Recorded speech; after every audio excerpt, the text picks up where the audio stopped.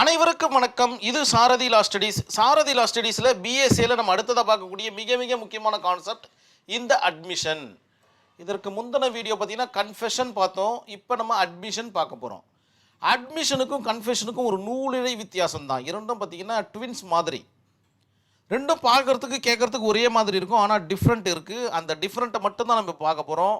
So நீங்கள் புரிஞ்சிக்க வேண்டிய விஷயம் என்ன அப்படின்னு பார்த்தீங்கன்னா, கன்ஃபெஷன் கேட்டால் அட்மிஷனை இணைச்சி எழுத கற்றுக்குங்க, அட்மிஷன் கேட்டால் கன்ஃபெஷனை இணைச்சி எழுத கற்றுக்குங்க. இது மட்டும் நீங்கள் உணர்ந்துட்டிங்கன்னா கான்செப்ட் கம்ப்ளீட்டட். இந்த ஒரு 5-6 லைன் படிக்கிற பாருங்கள், அட்மிஷன்னா என்னன்றது மிக அற்புதமாக புரிய வரும்.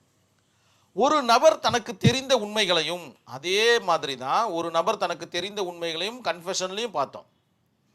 அதே லைன் இங்கேயும் வருதே, எப்படி அது அப்படின்னு பார்த்தீங்கன்னா, it's called admission and confession.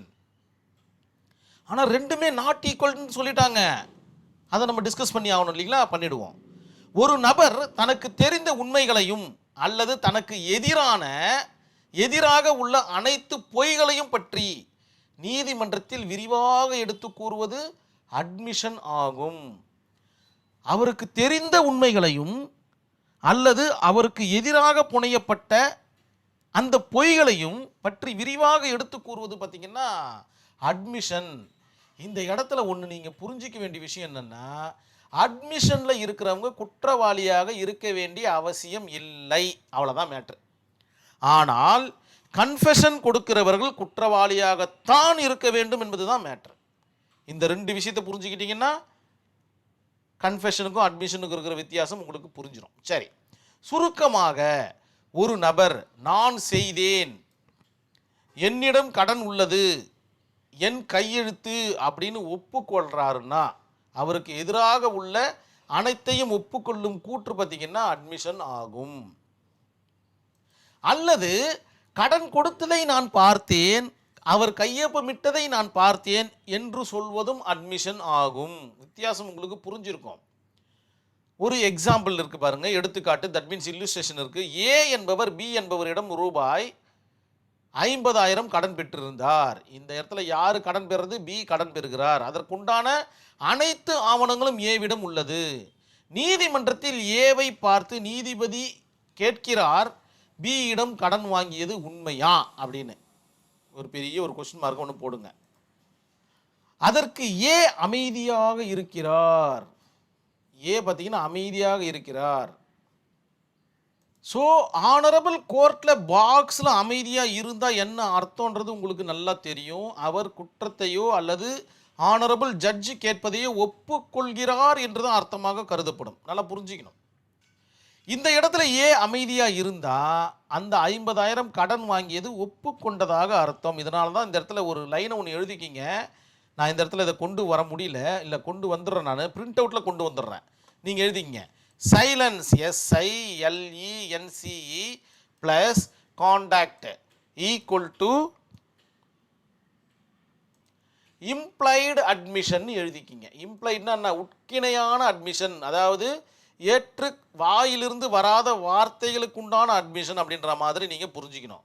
Silence plus contact equal to implied admission அப்படின்ற ஒரு வார்த்தையை நீங்கள் போட்டு கட்டம் கட்டிடுங்க. உங்களுடைய ஆன்சர் ஷீட்டில் இது இருக்கிற மாதிரி பார்த்துக்கணும். அப்போ தான் இந்த இல்லுஸ்ட்ரேஷனுக்கு உண்டான சரியான பதத்தை நம்மளுக்கு கொடுக்கும். இப்போ அட்மிஷனுக்கும் கன்ஃபெஷனுக்கும் இருக்கிற வித்தியாசத்தை பார்த்தோம்னா சின்ன சின்ன வித்தியாசங்கள் தான். அட்மிஷன் பார்த்தீங்கன்னா சிவில் கேசஸ்லையும் ரோல் பண்ணும், கிரிமினல் கேசஸ்லையும் ரோல் பண்ணும். ஆனால் கன்ஃபெஷன் ஒன்லி கிரிமினல் கேசஸ் அப்படின்ற மாதிரி உங்களுடைய ஆன்சர் ஷீட்டில் பண்ணிவிடுங்க.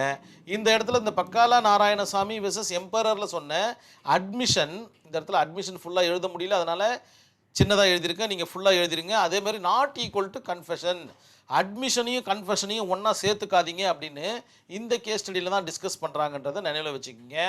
ரூல்ஸ் அண்ட் ரெலவன்சி அப்படின்னு பார்த்தீங்கன்னா அட்மிஷனை பற்றி ஃபுல்லாக எழுதணும். நீங்கள் யார் அட்மிஷன் பண்ணுறது அப்படின்றத எழுதணும். யார் பண்ணுறது அப்படின்றத பார்த்துடலாம்.